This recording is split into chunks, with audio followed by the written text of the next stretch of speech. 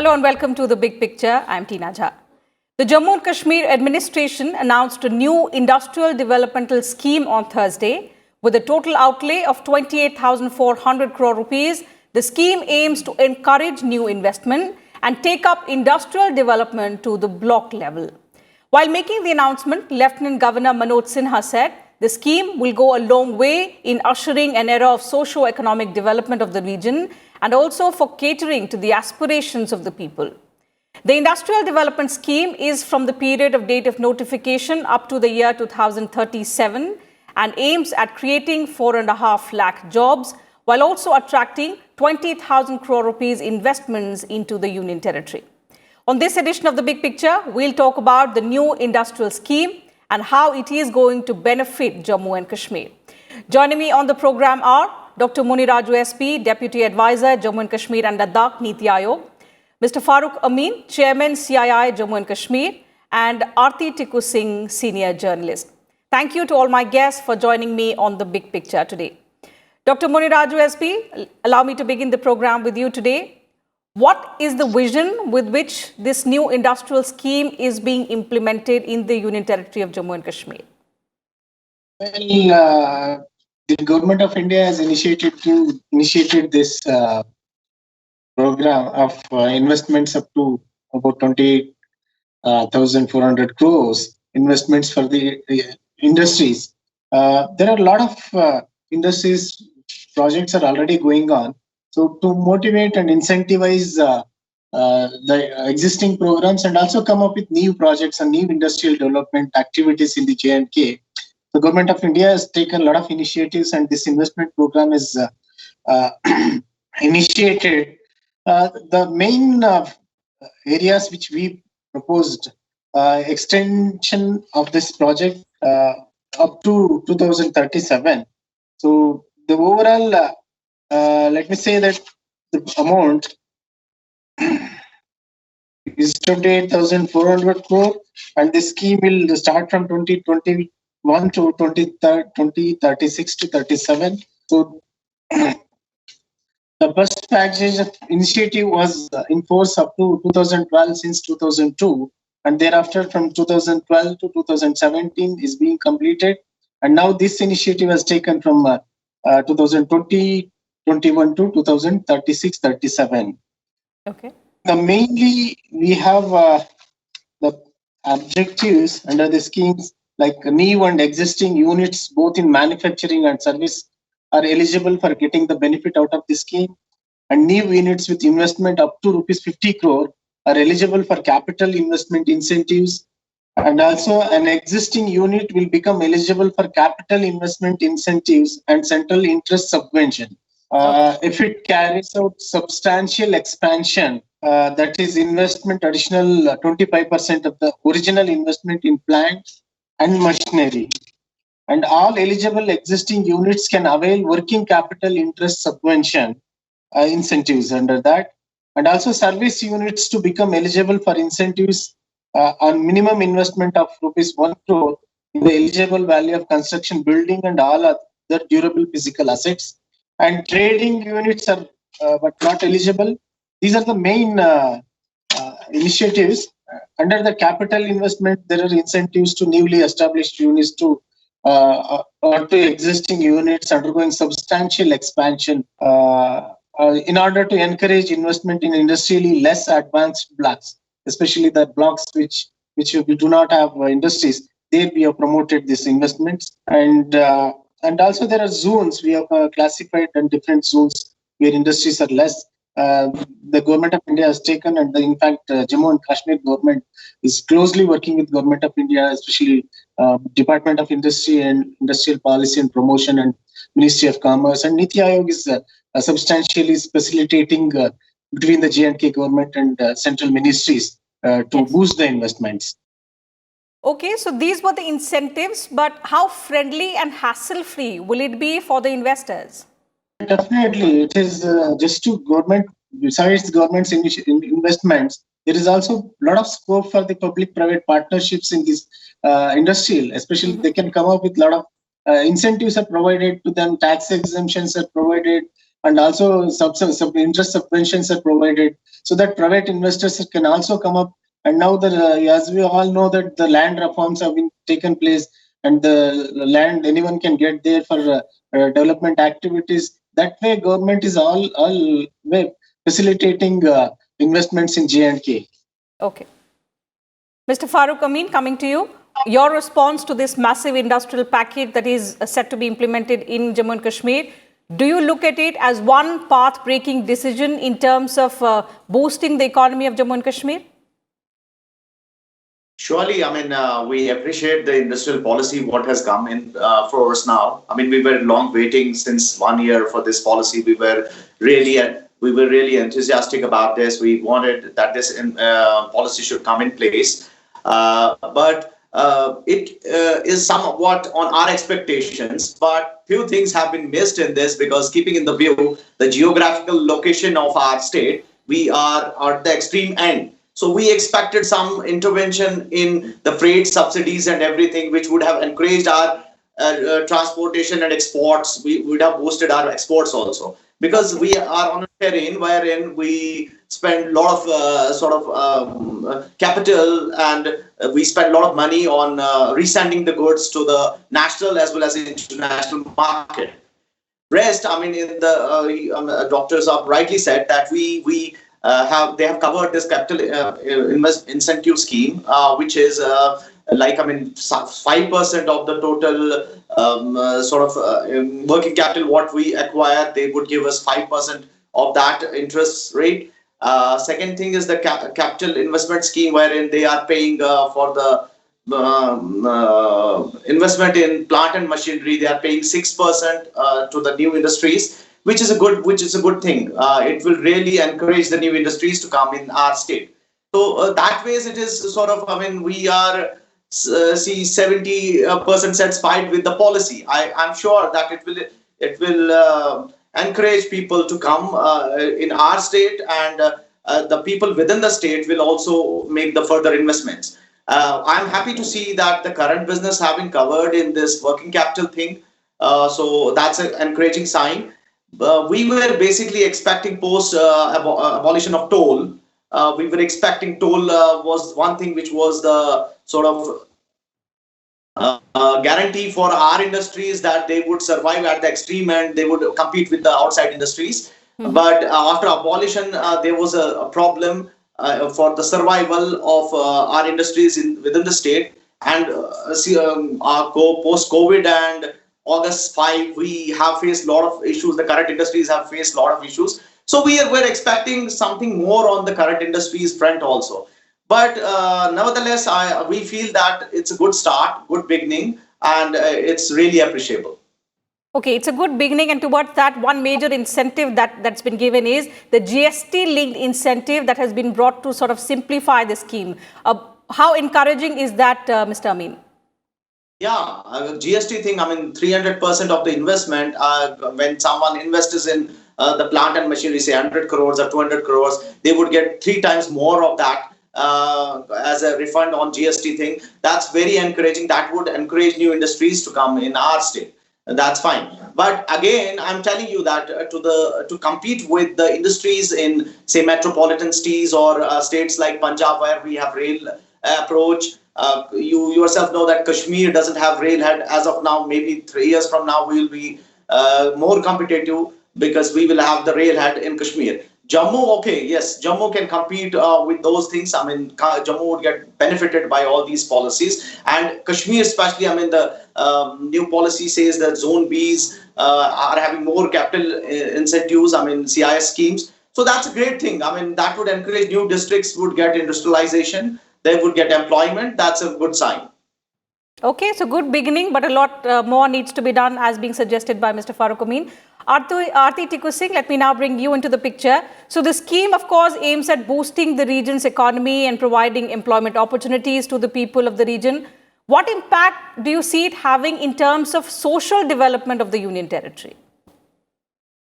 Teena, that's a very good question. I will not go into nitty-gritty of the package, and I will try to explain to your viewers why this package was important to begin with.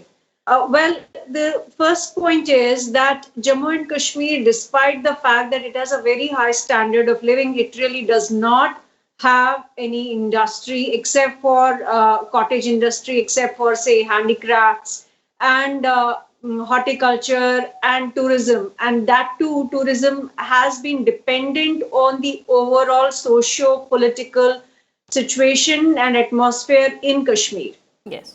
In the last 30 years, I would say that tourism industry, for example, was massively hit because of the disruption, because of the insurgency backed by Pakistan, sponsored by Pakistan. And we also saw through this period a huge exodus of an entire minority community, that is Kashmiri Pandits, from the Kashmir Valley. But besides the exodus of Kashmiri Pandits, there have been, I would say, thousands of Kashmiri Muslim traders also who left the valley because there were no prospects of business, there were no prospects of, industry in Kashmir, and also because in the last 70 years or so, upper reaches of Jammu region, for example, did not really have any investments at all. In fact, Jammu upper reaches, for example, Poonch, Rajouri, Badarwa, all these areas have tremendous potential, whether it's tourism or whether it's for industry, there is tremendous potential. But it could not be tapped because of the situation, because of the political instability, because of the security scenario, it could not be tapped. And of course, because of the politics of the state, the erstwhile state of Jammu and Kashmir, it was essentially Kashmir-centric, politics throughout the last 7 decades, and Jammu did not really see any kind of development.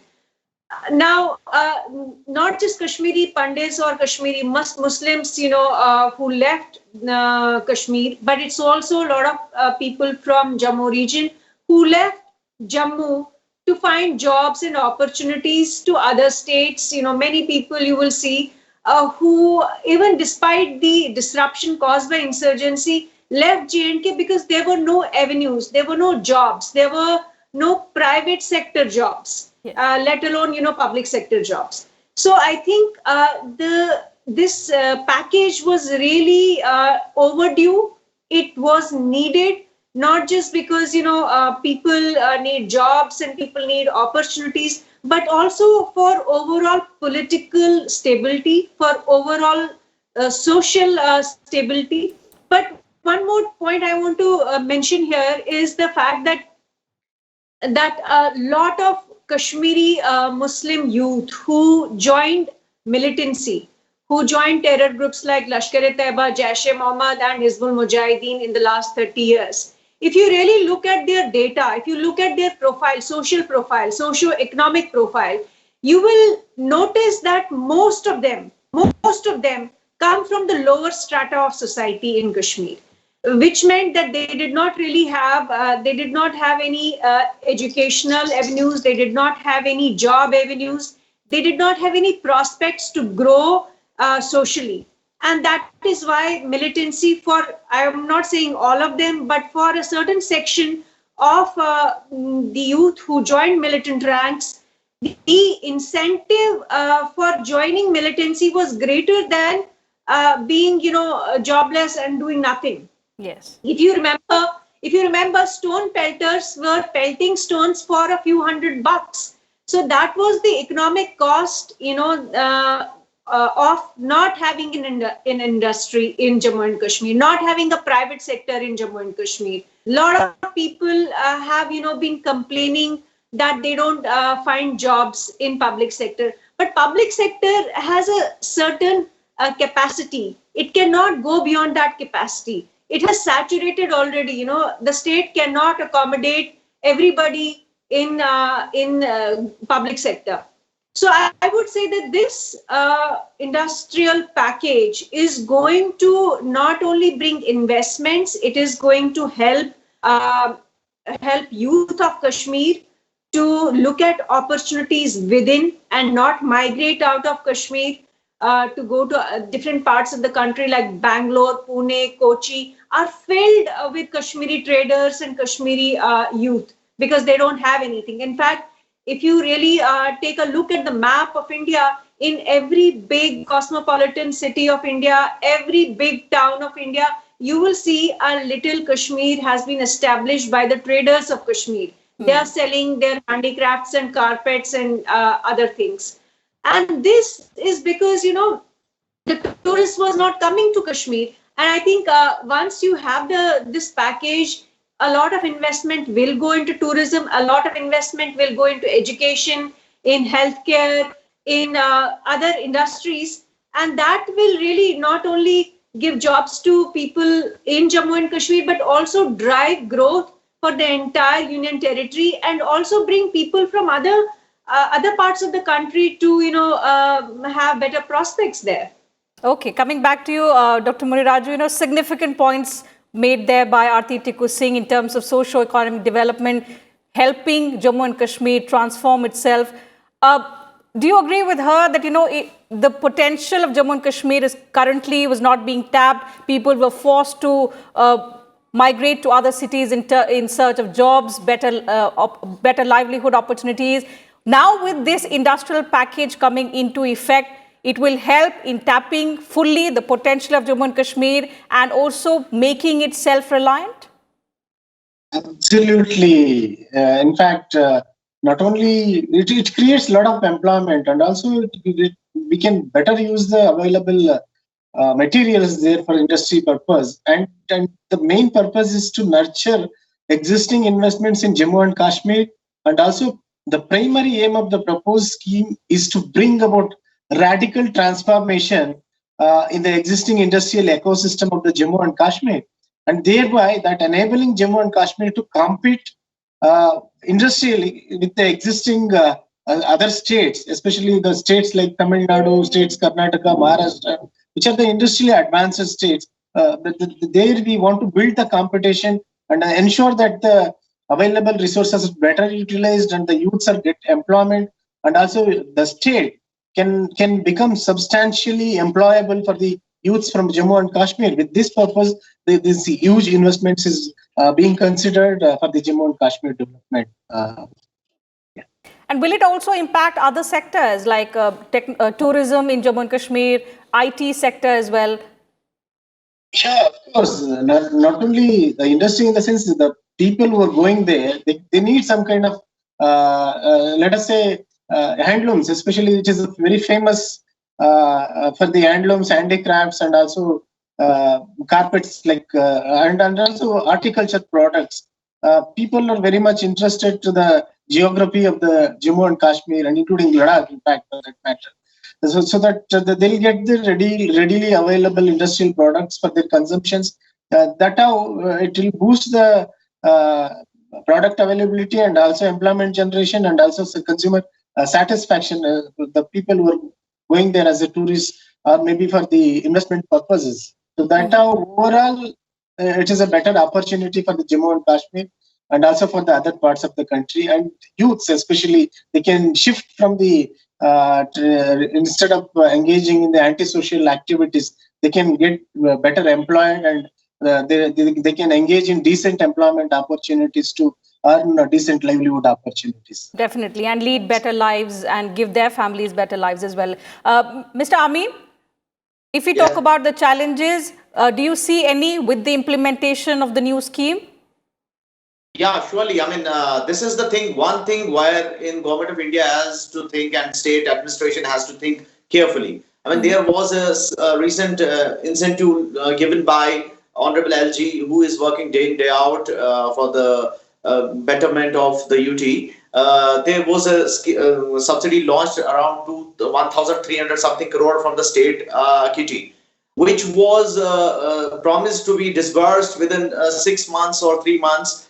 But on ground, it took a lot of time and still it's pending. So implementation part is very important, fast clearances, the way to work by the government officers. I mean, they have to change their stance now. They have to pull up their socks. if we have this kind of sort of policy now, or else expecting more from government of India in future as well. So on ground, the officers have to implement it very, very carefully, and they have to do it on a fast track basis. They don't have to keep it lingering for ages like they used to do earlier.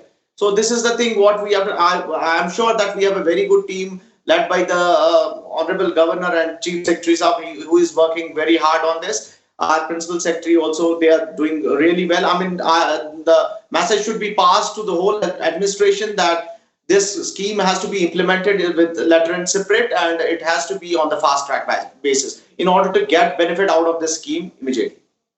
Okay.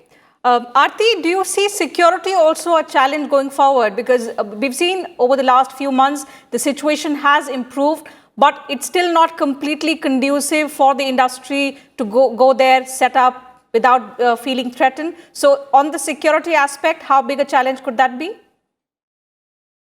Well, I would say that security is a challenge to a certain extent in Kashmir still, despite the fact that our counter-insurgency,